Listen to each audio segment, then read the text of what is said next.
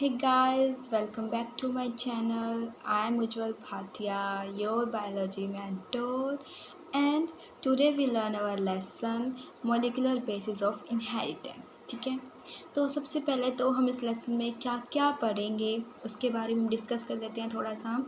हम जो है इस लेसन में आरएनए के बारे में पढ़ेंगे, डीएनए के बारे में पढ़ेंगे, हम प्रोटीन्स के बारे में पढ़ेंगे, ठीक है, और किस तरह से डीएनए की डिस्कवरी हुई, डिस्कवरी होने के बाद उसका स्ट्रक्चर कैसे पता लगा, स्ट्रक्चर कैसा दिखता है डीएनए, ठीक है, उसके डीएनए से डीएनए बनने का प्रोसेस, डीएनए से आरएनए बनने का प्रोसेस, और फिर आरएनए से प्रोटीन बनने का प्रोसेस किस किस तरह से होता है उसके बारे में हम पढ़ेंगे। और कुछ जो साइंटिस्ट थे उन्होंने कुछ एक्सपेरिमेंट किए थे उनके बारे में भी हम पढ़ेंगे, ठीक है। तो सबसे पहले तो डीएनए की फुल फॉर्म क्या है, डीएनए क्या होता है, अपनी एनसीईआरटी निकाल लीजिए प्लीज़।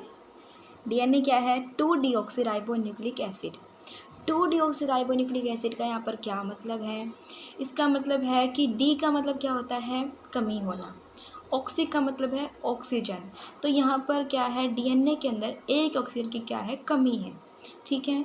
अब एसिड का मतलब क्या है, जो न्यूक्लियस है उसके अंदर जो एसिडिक सब्सटेंस है वही क्या है, डीएनए है, ठीक है। तो डीएनए क्या है, 2-डीऑक्सीराइबोन्यूक्लिक एसिड, ठीक है। डीएनए एक डबल हैंडेड स्ट्रक्चर होता है, डबल स्ट्रैंडेड स्ट्रक्चर होता है।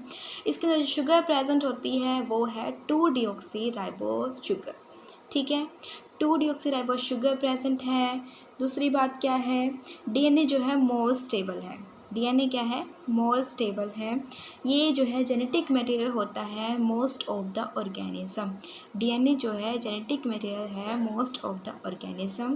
दूसरी बात, जो नाइट्रोजनस बेसिस हैं डीएनए के अंदर वो कौन से हैं, ATGC।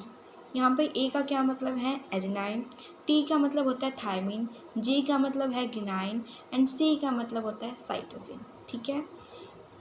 अब इसमें क्या है, एक ऑक्सीजन की क्या है, कमी है, यानी कि due to the absence of oxygen या फिर OH group, DNA is more stable and less reactive and slowly mutate.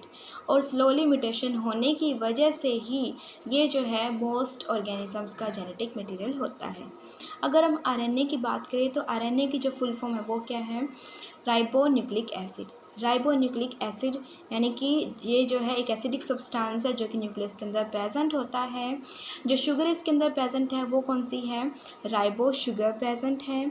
डीआरएनए जो है वो एक सिंगल स्टैंडर्ड स्ट्रक्चर है, सिंगल स्टैंडर्ड स्ट्रक्चर है, लेस स्टेबल है, जेनेटिक मटेरियल है मोस्टली वायरसेस का, क्योंकि वायरसेस जो हैं वो जल्दी म्यूटेट करते हैं, तो जेनेटिक मटेरियल भी किसका है, ये वायरसेस का है, ठीक है।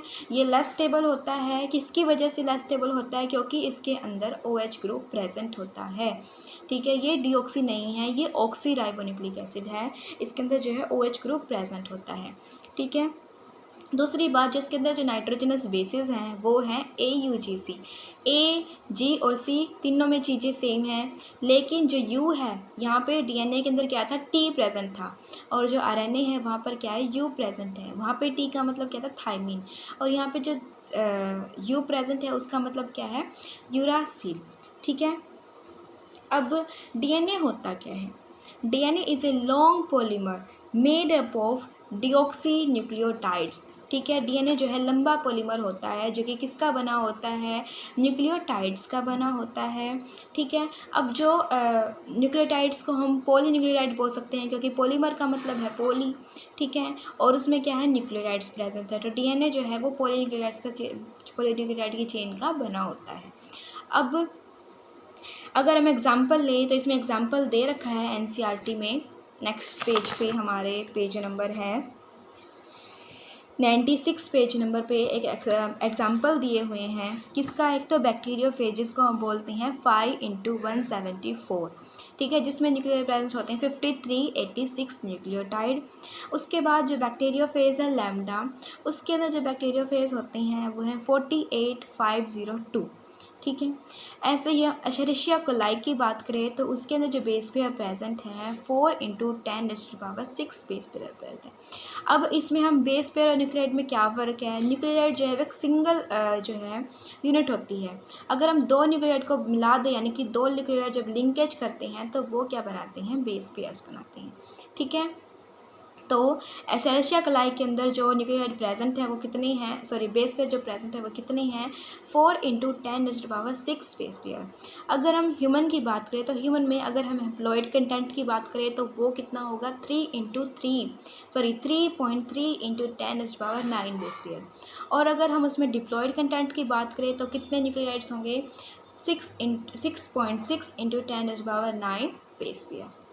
ठीक है, अब डीएनए का जो पॉलीन्यूक्लियोटाइड का जो स्ट्रक्चर है वो क्या होता है, कैसा होता है, तो वो हम देख लेते हैं। सबसे पहले तो पॉलीन्यूक्लियोटाइड चेन में क्या प्रेजेंट होते हैं, न्यूक्लियोसाइड और न्यूक्लियोटाइड।